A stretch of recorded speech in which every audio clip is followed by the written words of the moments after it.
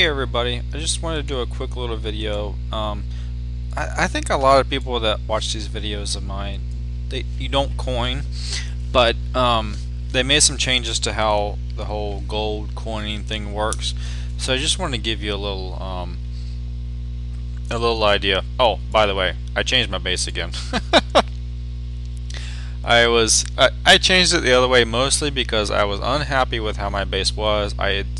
I have some friends that have the strike cruisers blitzing fleets. Well, I have the same fleet, um, but he actually had the strike cruiser blitzing fleet with siege cannons, and he had a battleship fleet with mostly rippers, I think. And he could between the two, I've yet to see a base he couldn't get in, and so he's a crazy coiner. He's either cheating or he is a crazy coiner. And I would say he's probably just a crazy coiner because I know people that actually probably spend more than he does.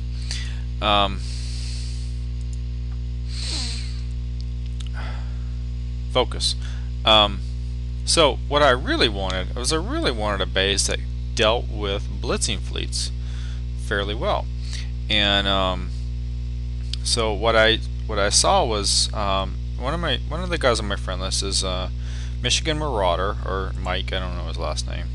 He's a Sector 1 guy, so you know he's seen some real hits.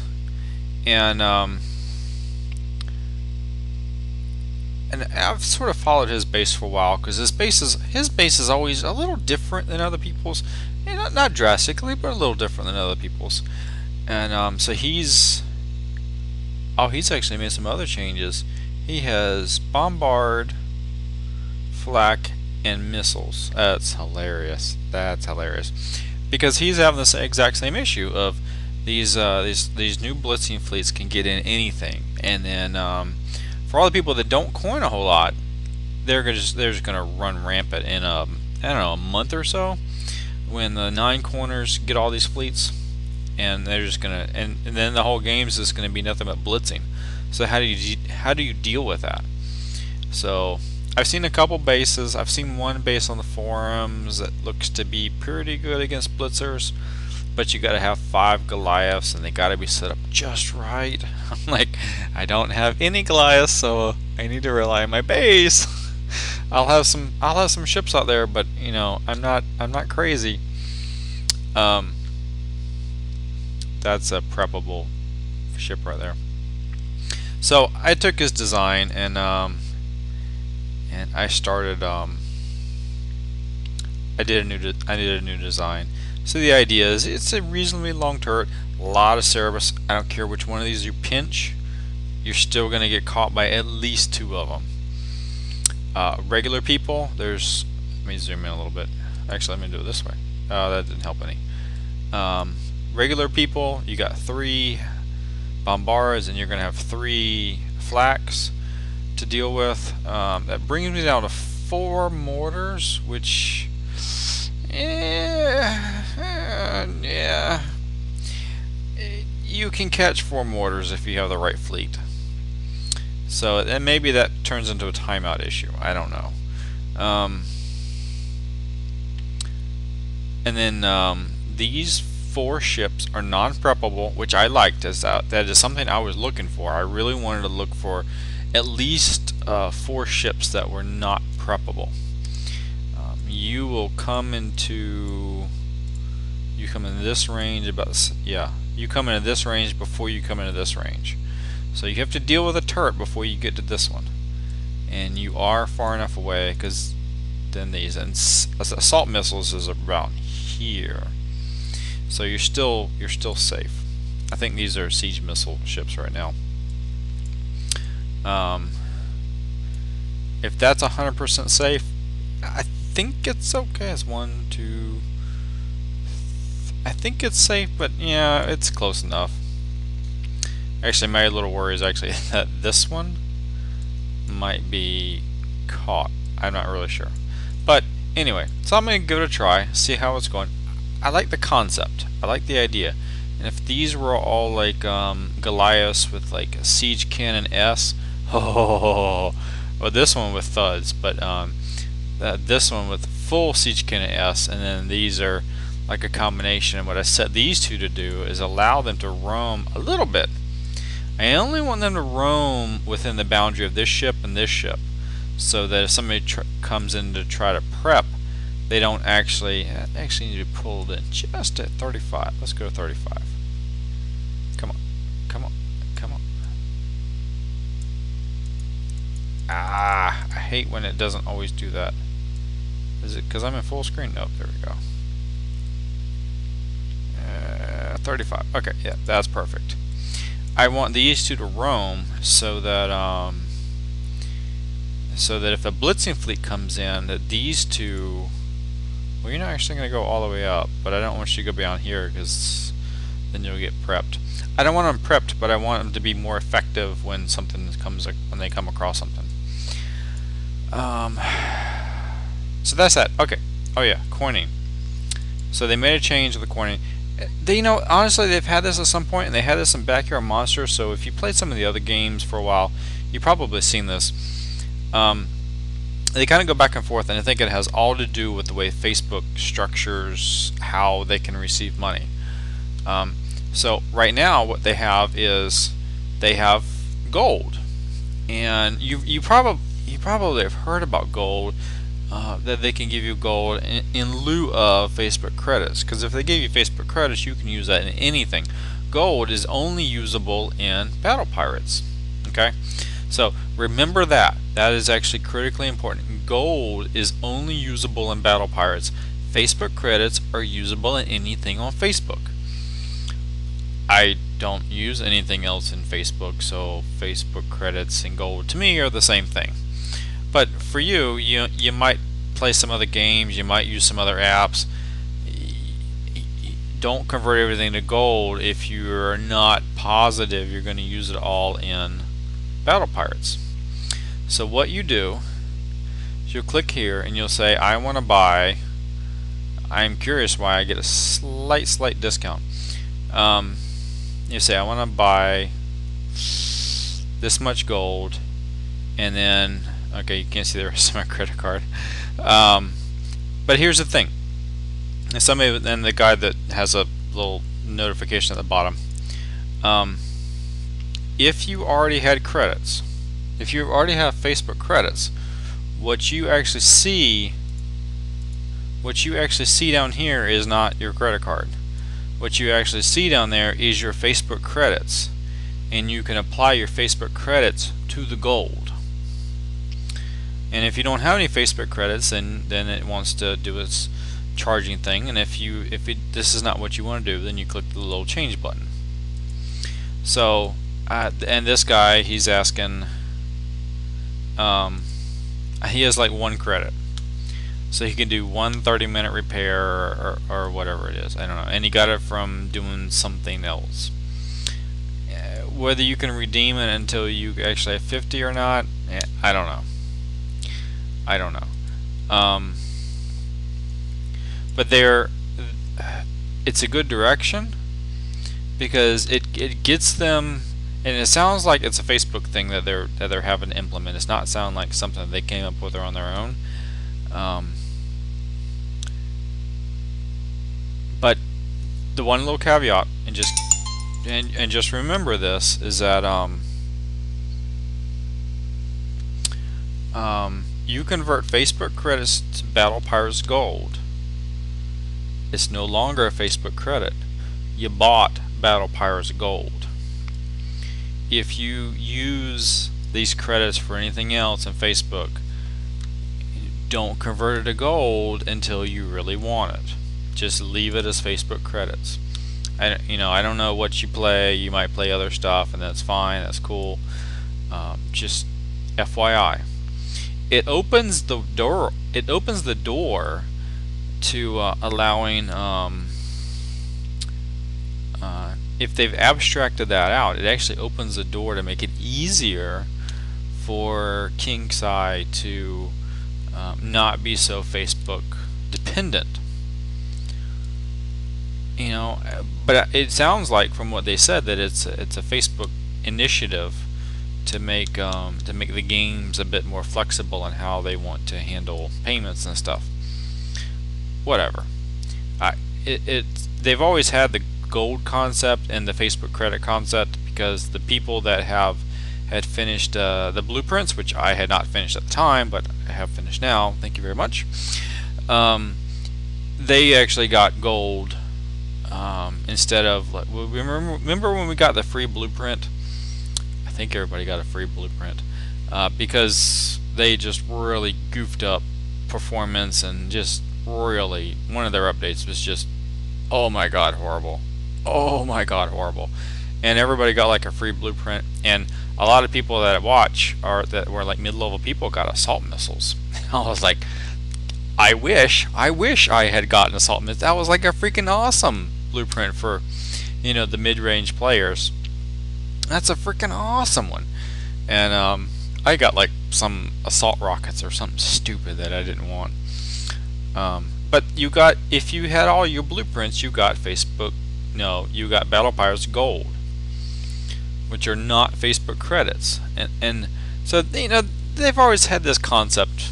They've always had the concept. Right now, it's just to have Battle Pirates Gold, you have to convert Facebook credits into Battle Pirates Gold. If you want to buy Battle Pirates Gold, the first thing you're going to be prompted with is to convert existing credits. When you run out of existing credits, then you'll be prompted with using a credit card. And like I showed you right here, I currently don't have any Facebook credits. I'm 0 on Facebook credits, so it's asking me to prompt with my credit card. But if you had Facebook credits, it actually shows you where that credit card shows. It shows you the number of Facebook credits, and I don't know what happens after that screen. If you have like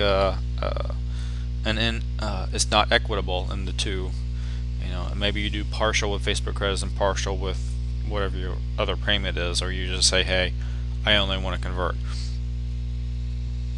What they did say, and let me show you this, because this is actually Terry's real question, is he has an undistributable amount.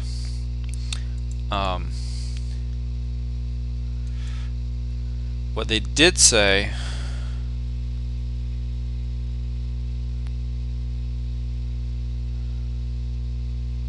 where is it at in here? That you could do it immediately. And immediately spend the exact amount of gold needed for an upgrade or repair.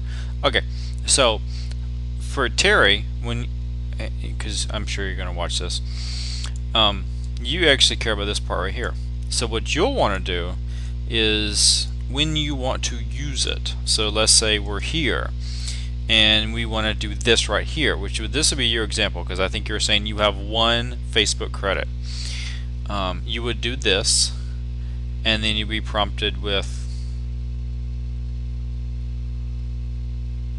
is $1 the minimum?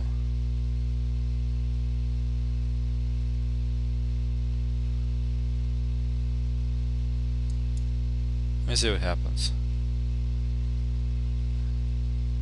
Okay.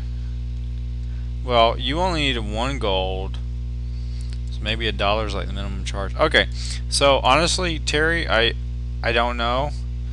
You have 1 Facebook credit. Is that going to convert? Maybe, maybe not. You might need at least $1 worth, because 1 Facebook credit is the equivalent of 10 cents, 10 US cents. A lot of people that watch me are actually not from America, so I always have to remember currency is not the same, but 10 American cents, 1/10 of $1 American dollar, not a lot of money. You'll find out just laying around. So that's really the difference. It's nothing really new. It's a minor difference. It's something they probably didn't really have an option in the fact that they needed to implement. But in all reality, I really feel that in the long run, it leaves KingsEye in a more flexible position in whether they're in Facebook or not in Facebook. They've abstracted out that hosting sort of payment mechanism. So in the game, you have Facebook, you have Battle Pirates Gold. How you get that who cares? Maybe you're converting Facebook credits, and maybe you're paying money, and maybe you're on whatever the next vehicle is they're hosting the game through. Once you abstract that out, it makes it actually easier. It's a bad move on Facebook. They really should have not changed that. So that's all I really want to say, and we really want to show the new base so that I quit getting comments on the old post. I did that one because I was frustrated, and no, nobody ever actually hit me. I two parts. One, I did find a base that I'm like, I think this might have a chance. I'm not saying this is perfect, but I'm thinking it might have a chance. And then the other part is, I did realize there's a logic flaw in the other design. The other design is, if I get into the cyclical sort of I hit you, you hit me, you can always hit me and never take any damage. I, on the other hand, will always take damage hitting you. So I am at a disadvantage to you. So that was the logic. There was a lot of negative comments, but in all reality, if you get to a high enough level, you can see the logic in what I was trying to do. But there was that one logic flaw in there, and you don't even have to be good. If you're not in the point where you need to do research, you can hit me and take no damage, and I hit you. Yeah, I can hit you and get all my resources back, but I gotta repair, and that might cost me a half to 3/4. So in the long run, I'm actually still losing. So that was the other minor thing. But my real thing was, I wanted to change. I am unhappy with the fact that that blitzing has such a strong potential now. That's what worries me. And so I knew it was time to change the base. I didn't know what to change it to, so I kept looking. I wasn't happy. We're going to start with this. I think when I have all Goliaths, there's some other options too. But this is what we're going with. Because honestly, if a blitzer comes in, if it's just a blitzer and they didn't prep, right, they're going to use a pinch on either here, here, or here to pinch 2 Cerberus at a time. But if they pinch these two, then these two fired at you for a little while, and then honestly, if you pinch it so that you actually catch this one, you're probably not going to pinch it till your ships are about here, so that you're protected more from this one. But honestly, by the time you're about here, the pinch is gone, and so these are going to start firing at you. Maybe not so much this one, but this one's going to start firing at you again. This one you're going to end up killing as soon as you make the turn. So you're going to have to deal with more than 2 Cerberus, and that's the real key. 2 Cerberus, and some of these blitzing fleets, if they have the AA armor and the AA special, they can really deal with a lot of Cerberus hits. The real question is this enough, plus what this is going to deal out, or do these need to change into something that can deal with any ship that comes in? Do these need to change to missiles, is my question. And which the other guy, that's what he did. And he not only did that, but he did every offensive weapon as missiles, which is interesting. And I don't remember, he told me what his ships were going to be. I don't remember. Let's go look. I don't know if I can look at it a second time. No, I'd have to refresh. And that's the issue he's dealing with. He's dealing with blitzers, and he wants to make sure he doesn't miss anybody. But in dealing too much with blitzers, I don't want to forget the fact that there are still mortar fleets and there are still missile fleets, and I want to account for those too. So I think the triple bombard and the triple flak should make a huge difference. Now the flak, you'll notice, is barely in range, and if all you had was one flak, that's actually not that great. But the idea is, I stole this from Mike, is he had triple flaks here, so that's actually going to be pretty awesome for this first section, and for actually protecting these initial fleets down here. That'll actually be pretty cool. It'll be really, really hard to prep this ship when there's 3 flags trying to protect it from missiles. So, so that's the idea, and we're going to tweak it over time. I mean, honestly, if I do this, this is actually, oh, I'm repairing these. If I'm really concerned about Blitz, throwing down my Blitz fleet right here, oh, that actually makes me a lot more comfortable. But this fleet would deal better with the wider variety that will likely come up. So, alright, I'm tired of talking. I'll talk to y'all later. Bye.